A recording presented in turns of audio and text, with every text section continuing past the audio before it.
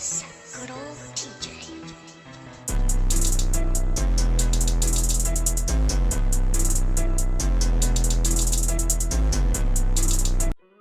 Konnichiwa. This is Master Point. I'm back with another video. Today you guys are doing another Fate series video. This one, it is called Fate Lore: The Tale of Diarmuid. Diarmuid, I believe that's how you say that. I believe that's how you say that. But if I'm saying it wrong, I'm pretty sure you guys are gonna correct me in the comment section down below. But anyway, guys, this video is brought to us by Ataku Kun. Ataku Kun. You can go ahead and go follow her channel. Link will be in the description box down below. Be the first link in the description box down below. She has a lot of other like anime type of content on her channel. Besides this, so you can go ahead. If you want to go watch the original video, you can go on her channel and look it up. Or either I'm gonna have that original link, or I'm gonna have her channel link. It's gonna be one of the two. For the first link in the description box down below. But anyway, guys, yeah. So I know you guys have I've been seeing in my comments. I do be reading my comments, obviously, and I'll be looking at it on my app, my YouTube Studio app. And I see you guys want me to react to more of the Fate stuff I really don't know too much about, not really the stuff I kind of know about. So I mean, I'm still gonna continue on with the Any News playlist video. I still got the Rider of Black coming up. I think it is. I think it's Rider of Black or it's Rider of Red. It's one.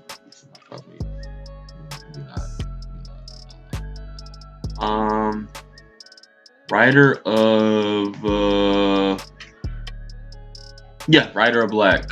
Astolfo, Rider of Black. So yeah, we have that up next for the Any News channel.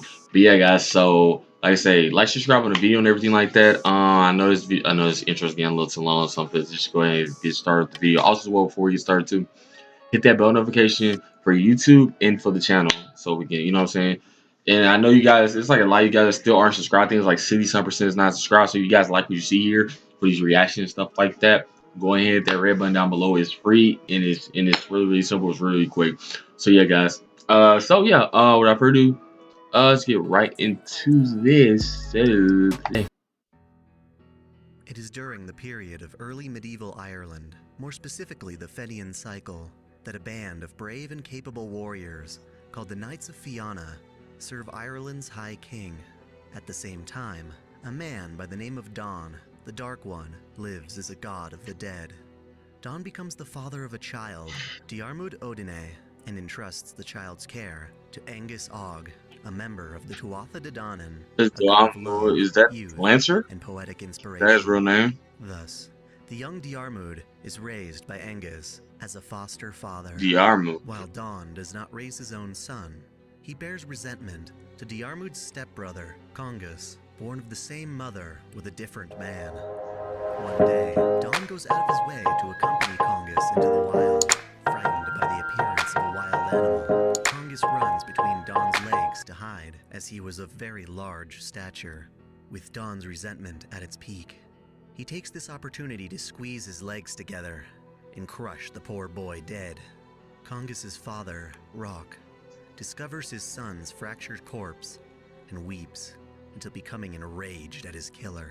Not wanting his child to die in vain, Rock conducts a magic ceremony to resurrect Congus, reincarnating him into the form of a boar, more specifically, a phantasmal beast known as the Demon Boar. Rock now harbors his own resentment, one towards Don's son Diarmuid, and intends to have him killed. Rock places a gash on the boar to seek out and end Diarmuid's life before sending it out into the wild. Despite this, Diarmuid grows up to be a remarkable fighter. During a night's hunt, he comes across a gorgeous, mysterious woman he feels is the personification of youth. They sleep together, after which the woman plants a magical spot upon him, a mole beneath his right eye, that supernaturally charms other women into loving him. While this renders him even more popular with ladies, he instead devotes himself to his training, ultimately joining the Knights of Fianna under its current leader, Fionn Macomhale. There, he develops a strong bond with Fionn, after single-handedly slaying 3,400 men in battle to save him and his knights. This feat ranks him as first knight serving directly under his lord. Fully committed to knighthood, God. Diarmuid derives meaning and honor from his loyalty. Truly, Goodness. this loyalty becomes the foundation for his happiness. For their deeds serving the High King, Cormac MacArt, the Knights of Fianna are showered in glorious praise. The great king himself offers his own daughter, Granier, known as the most beautiful woman in Ireland, to Fionn to marry. To celebrate their engagement, Cormac and the Knights Yeah, here's my daughter. sitting on the Beautiful stage lady, with her beautiful. fiancé. Granier finds her eyes fixated on a young man in the crowd, captivated by his presence. When she was of age 12, she had seen the same man with a mole beneath his eye, hurling with his friends, and has coveted him ever since. Surely, Diarmuid's love spot had charmed Granier beyond all rationality. Spotting him once again reawakens the compulsion toward him. Granier seeks him out in private That mole and in the kisses him eye. wistfully, wishing to claim her as his own. She places upon Diarmuid a gesh, forcing him to run away with her. Together they flee, knowing their love is a betrayal of Fionn's trust. Along Dang, the way, that's the two of them that's come that's across tragic. Angus Og, who warns them that they can never settle in a building, cave, or clearing with only one exit. Theirs will be a life of pursuit and struggle. In their flight, Fionn's forces relentlessly pursue them, each encounter ending in bloodshed. While Diarmuid is compelled by the Gesh to stay with Granier, he strives to maintain his loyalty to his lord by refusing to bed with her. Diarmuid strikes down any pursuers until he hears word that Fionn has decided to acknowledge their love.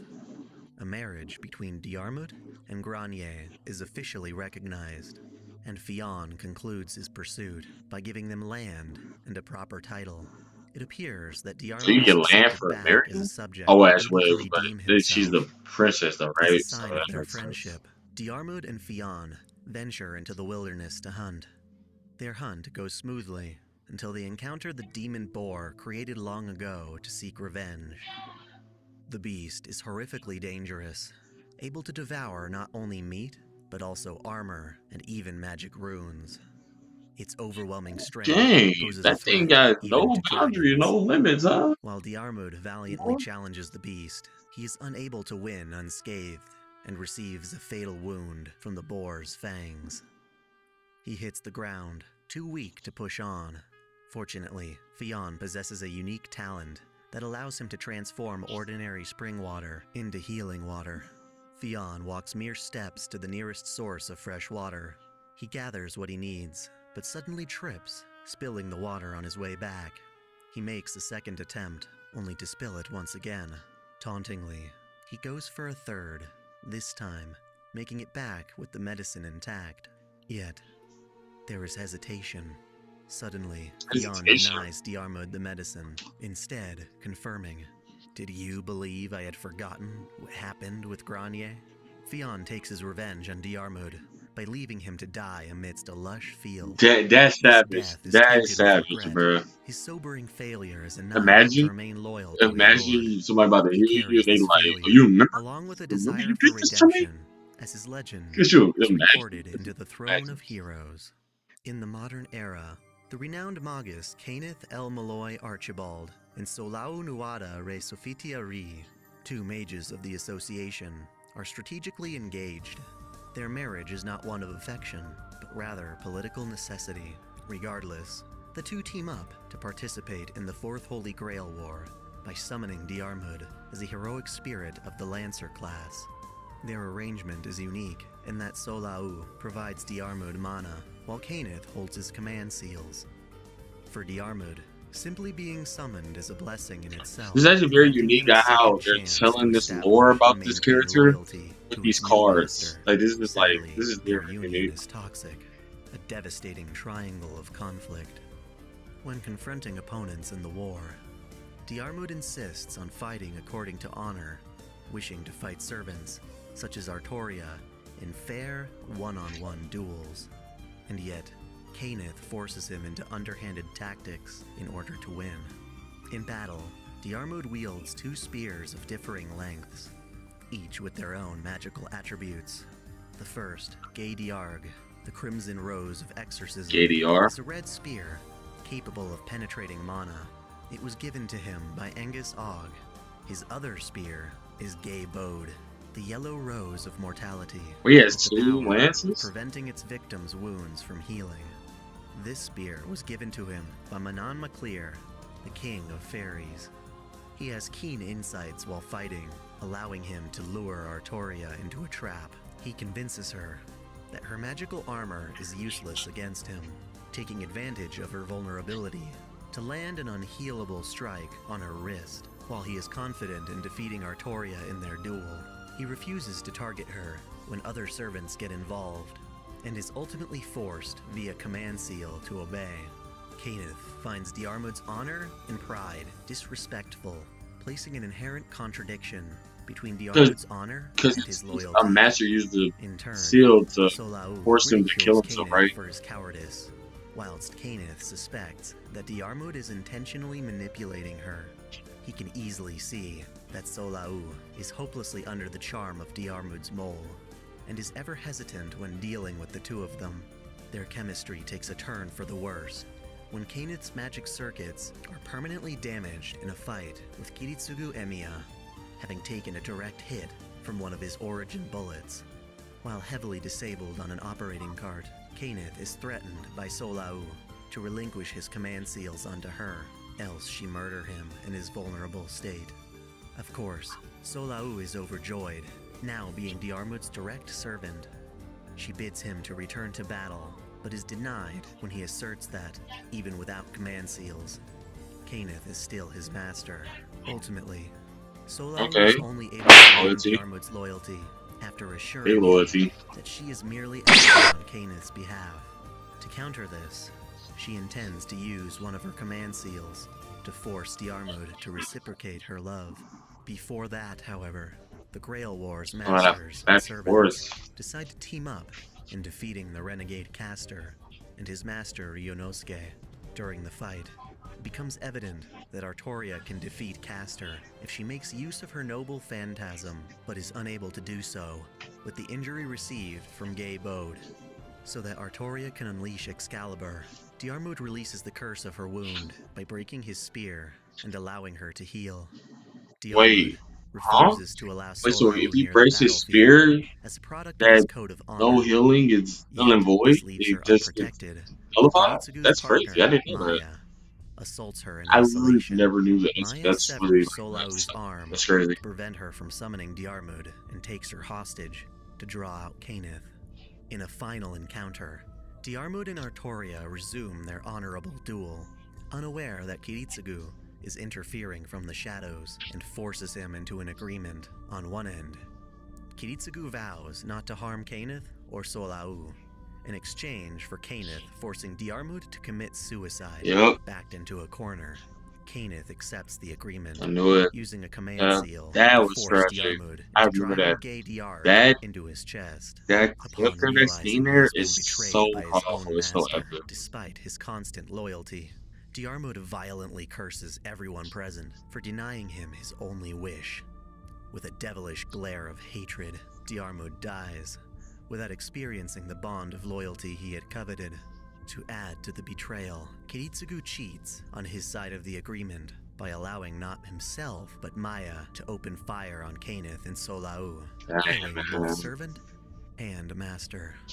In truth, Diarmuid could have certainly won the Grail War if he had a more cooperative master. Right. Instead, his And master aspirations just, of master honor and just loyalty basically just are stomped upon put it by throw him those under the coveting the bus. Grail for themselves.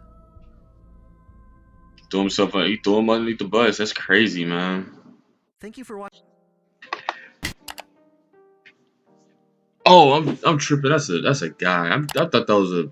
See, I can't even see. I don't even my bad, yo. I don't even got my context. I'm sorry, but what's this YouTuber's name again? So I won't get it wrong. Yeah, Otaku Daikun. I'm sorry. Well, actually, it's a female and it's a male, but I guess the male is the one actually in the picture. So I guess it's like a husband and wife channel or like a girlfriend boyfriend channel, but I guess the boyfriend is the one that kind of like runs it to a degree.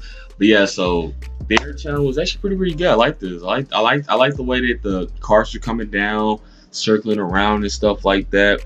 and then just showing like the images of like what he's saying is like showing the images in the card form, basically, like in like I like that. That was pretty good. This was Fae Lore, the Tale of Diarmuid, which is basically Lancer from Fate Zero. Yeah, man. Like I say, I remember, guys. Like I say, that's the one thing I can remember from Phase Zero. If I don't remember nothing else from Phase Zero, I remember him having to kill himself because his master used the seal to have him to kill himself while he was having that fight with Saber, which is freaking crazy, and it's freaking, that doesn't even make any sense. Like, if you know your server only wants this one duel or this one fight, why would you interrupt him and kill him? Like, for like the dude just said he could have won the grade. He could have won it. He could have won it, but he just didn't have a master that believed in him, or just a master just that wasn't like trustworthy. It's crazy. But yeah, guys, this was a newer type of video for the Face series that we do. Hopefully you guys like it. Like I said, I know you guys want me to do different content other than doing the any news videos. So I hope you guys enjoyed this one. And like I say, leave me a comment down below if you guys want me to react to anything else. Like I did that railgun reaction like a week ago. Like I say, just let me know if you guys want me to do other stuff, because I will do other stuff. Especially if it's anime related, I would definitely do other stuff. Like I have no problem with doing that if you guys want to see that. And like I say, subscribe to the channel, man. I know it's like 60% of you guys that aren't subscribed. We had like 737 subs. So yeah, man, we try to get to that 1K and just keep going, man. Like I said, and I'm really enjoying the content I'm putting out here. I know I didn't put a video out yesterday. I was busy yesterday, but yeah, I'm definitely putting a video out today. Like, expect this. What time is it? It is 1:35 p.m. Central Time. So expect this video to come out probably sometime, probably like around like 4 or 5 o'clock Central Time. So yeah, guys, it's boy Incog. I'm out. Peace.